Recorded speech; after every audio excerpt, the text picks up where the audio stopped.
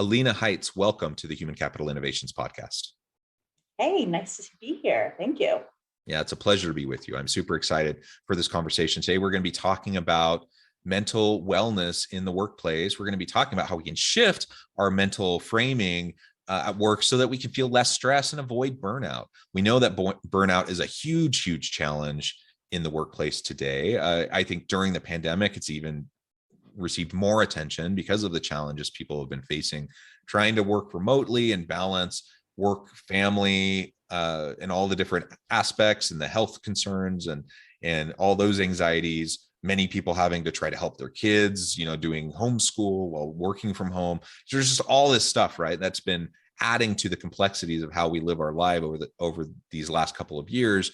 And we know that instances of mental health challenges and stress and anxiety, those have been going up. Domestic abuse has been going up. Like all these different challenges have been increasing. And all of this is happening within a context where we know we want to be successful in business. We want to be able to be effective as employees, and we can't always, probably never really compartmentalize our life so that home life stays at home and work life stays at work. It all bleeds together. So how do we go about shifting our mental wellness at work so that we can feel less stress and avoid burnout? That's what we'll be exploring and unpacking together today. As we get started, I wanted to share Alina's bio with everybody. Alina Haitz is the voice of the everyday working parent that struggles with the ups and downs of life. As a type A personality, always on the move, she struggled with her own sense of mental wellness for several years. Through various tools, classes, and mentors, she now practices and teaches about mental wellness in the workplace. Alina has a simple and fun approach to teaching and practicing better self-care, self-compassion, mindfulness, and overall mental wellness at work. She is the author of a book of reflections on Mother Nature titled I Am, which was written for those in need of healing and those that work in the helping profession. It's a wonderful opportunity to be with you. I really am excited to hear about your insights and everything that you have to share. Anything else you would like to share with listeners by way of your background or personal context before we dive on in further? No, I think that summed it all up. I'm definitely an everyday person. I come from the non-doctor or clinician background, so I do have a little bit of a different take on things. Yeah, well, great. And maybe we can start with your approach to mental wellness. As I mentioned in the bio, you've had your own struggles with this over time, which is not unique. Like so many people struggle with their mental wellness, and we all really should be practicing better self-care, better self-compassion, mindfulness, and such. So tell us a little bit about where you come from and your framing around this issue. And then we can start to talk about some of the tips and tools for self-care, self-compassion, and mindfulness. Yes, and I just want to thank you for saying that, that we all have struggled. We all have our ups and downs, and that's just part of being a human and the human experience, right? Having our ups and downs.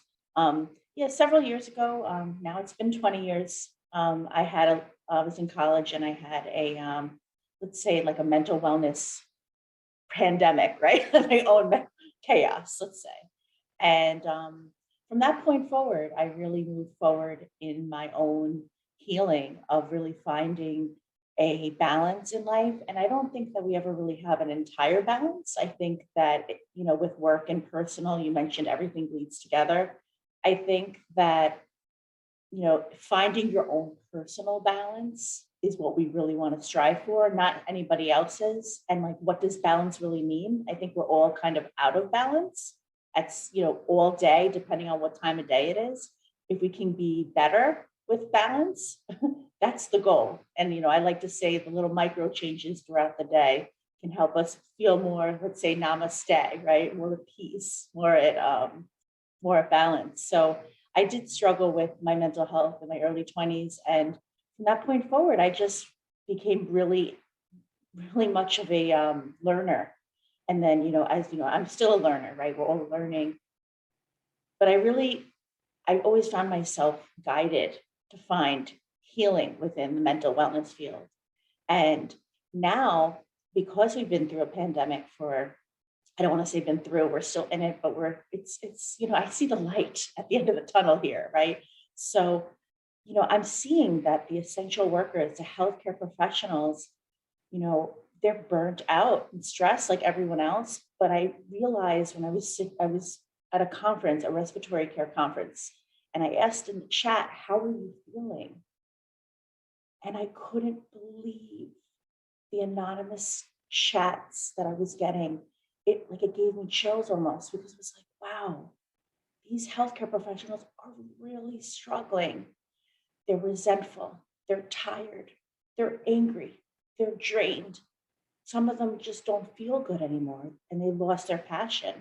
And I'm not saying it was all negative, but it really hit home. I'm like, this is who, this is important. Our healthcare professionals that take care of us, they need to be taken care of too. They need to practice their own sense of mental wellness and self-compassion and self-care to really help others, right? That whole idea of like putting on your oxygen mask, filling your cup first before you pour onto others. That idea. It's cliche, but when we really look at it, it's vital. Yeah. Yeah. I really appreciate that. And we have all the first line workers and first responders. And I think,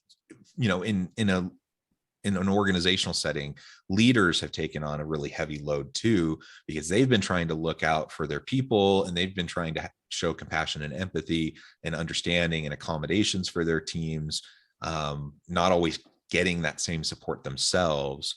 It's the same idea that you were just sharing. And so I think we need to have extra compassion towards leaders in our organizations, give them the benefit of the doubt, try to help them and ease their burden, ease their load whenever possible.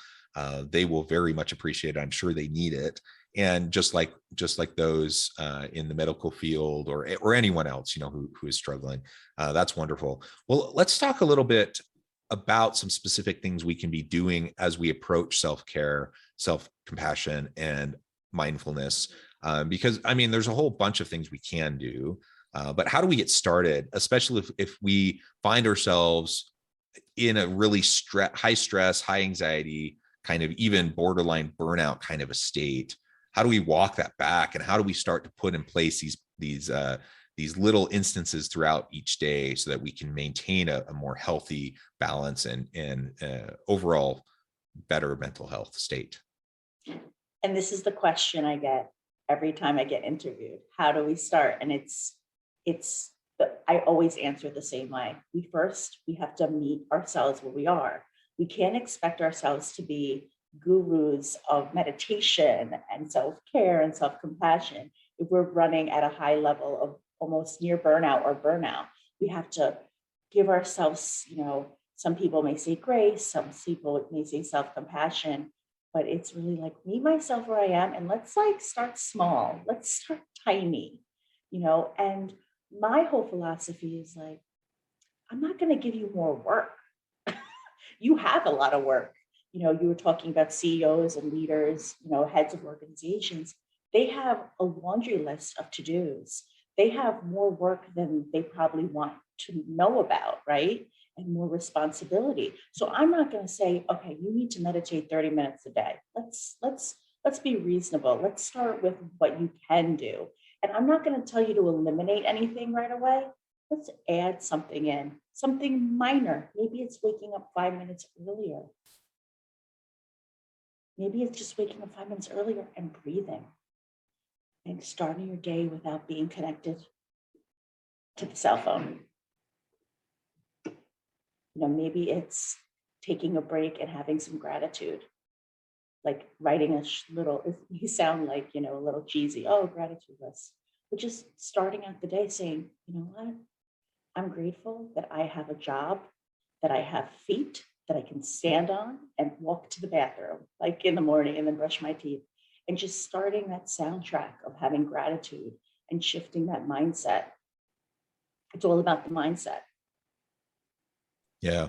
Well, and how do we start that? Because it does feel overwhelming. People say, I want to take breaks. I want to go on walks. I want to meditate. I want mindfulness practices. I want to do deep breathing. Like I want to do these things, but I'm just so busy. I don't have the time. I'm running from thing to thing to thing. I'm going from back to back meetings all day long. I'm putting out fires all day. How do we interrupt that framing and that kind of a lifestyle, a work place experience, so that we can start to have these things in place that will make a difference? And I want to share that that's the exact person that doesn't have time in between meetings. That's the person that needs to hear this the most, right? Because it's all about your routine. If everyone has a busy life, everyone has an eventful schedule, right?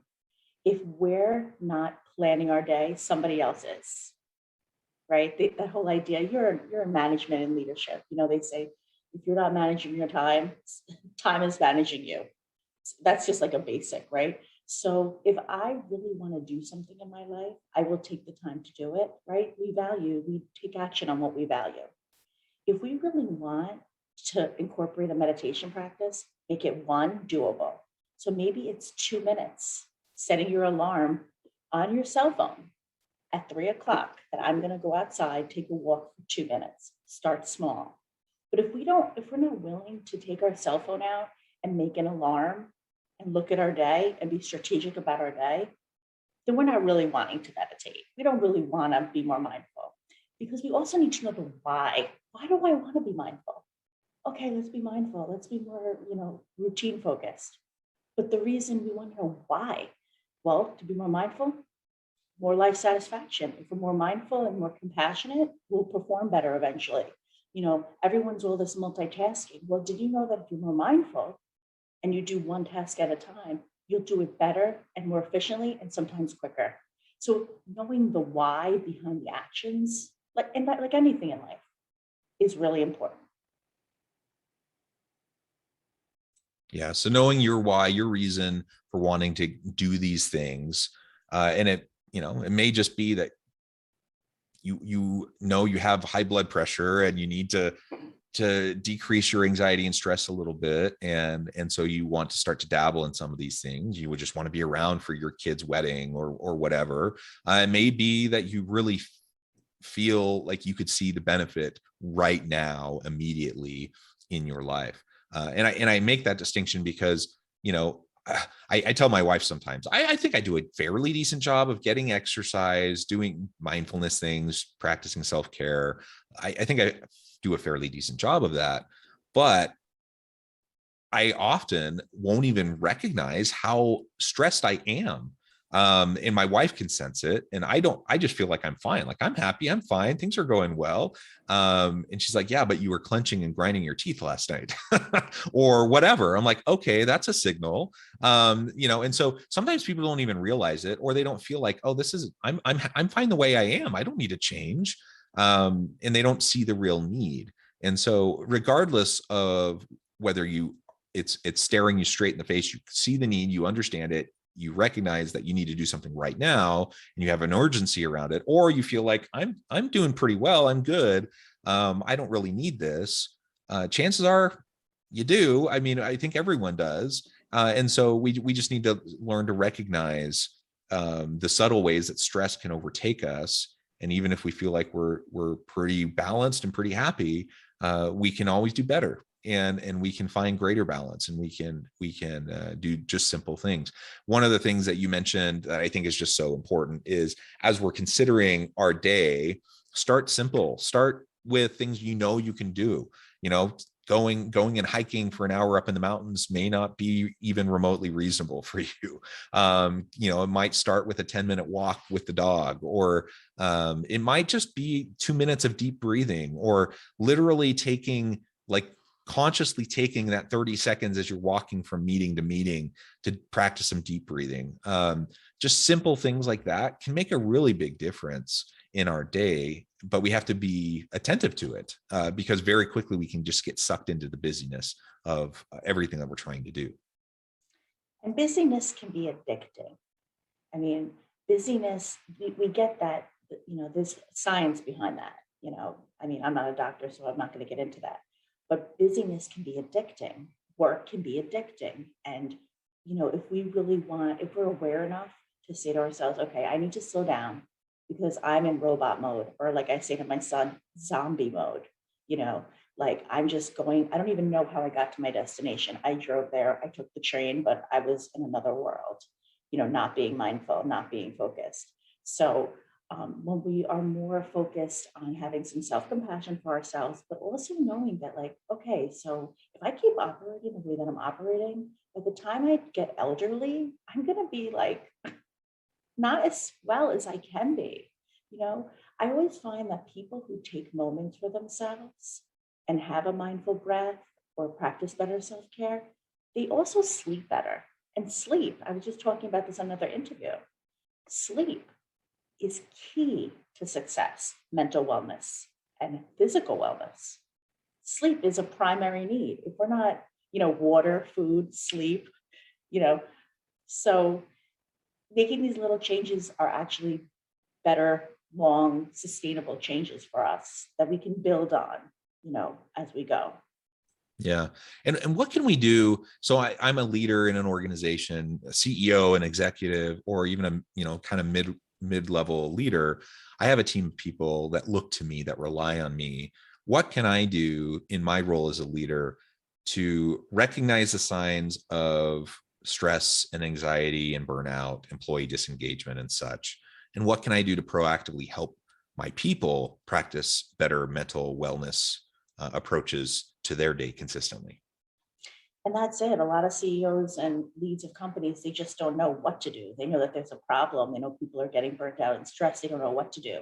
Like anything else, when we want to know what's going on, I always say, let's get a pulse on what's happening with everybody.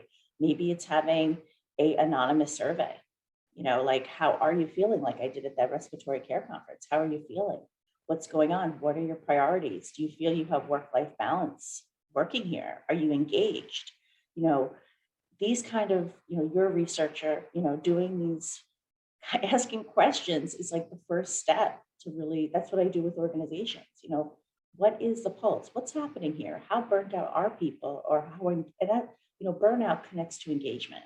If you're burnt out at your job, likely you're clocking out at 5, you're running out the door, you're not engaged at work, you know, or if you're burnt out, you're clocking out at 10 and you're still not engaged at work. You know what I mean? So getting a pulse of what's actually happening. If I was a CEO of a company, I want to know, what are the struggles that people are really facing, and then build a wellness program around that, or a mental wellness or engagement strategy around that.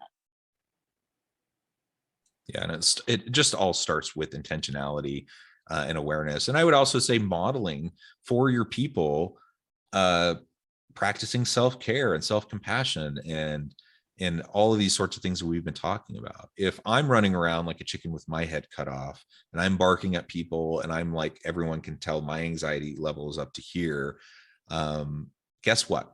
My people are going to end up being in that same kind of a mindset and that same type of an environment. So I need to model it for my people. I need to take a moment at the start of a meeting to acknowledge, that people might be struggling, and to take time to connect with people on a real human basis. Just some of these simple things, and just encouraging your people, hey, take a mental health break, Yeah, go on a walk. Let's have a walking meeting. Like there's just so absolutely. many little things you can do to model this and demonstrate it for your people, and they will appreciate it, because that then gives them permission to do it as well. It shows them an example of how to do it, but it also gives them permission to do it, because sometimes we just feel trapped because our boss might give lip service to a certain thing, but then they behave in a different way, and then we worry, like, what's going to happen to us if we actually do this thing? Is it going to hurt my his or her perception of me in the workplace? Is it going to hurt my potential for good projects, or working with good clients, or a promotion, or whatever?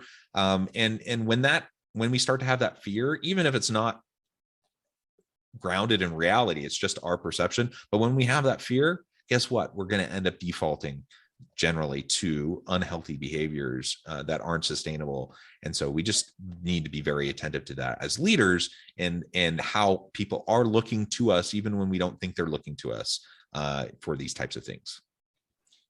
Absolutely. It trickles down. It's a trickle down effect. I've had leaders, supervisors during my time in higher education that were, a mile a minute, never taking breaks, never having lunch, never going outside, never, on this beautiful day. And then I've had leaders who, why don't you take a vacation day? Maybe you need a vacation day or a mental health day to kind of, regroup. We all need a break. We're human beings. We're not human doings. We all need a break. And if a CEO is encouraging wellness and just giving lip service to it, like you said, you know, we like the old saying, right? Actions speak louder than words. So let's encourage better actions a day at a time. You know what I mean? Yep. Very well said. Alina, it has been a pleasure. I know at the time I'm going to have to let you go here in just a few minutes, but before we close, I wanted to give you a chance to share with listeners how they can get connected with you, find out more about your work, and then give us a final word on the topic for today. Sure.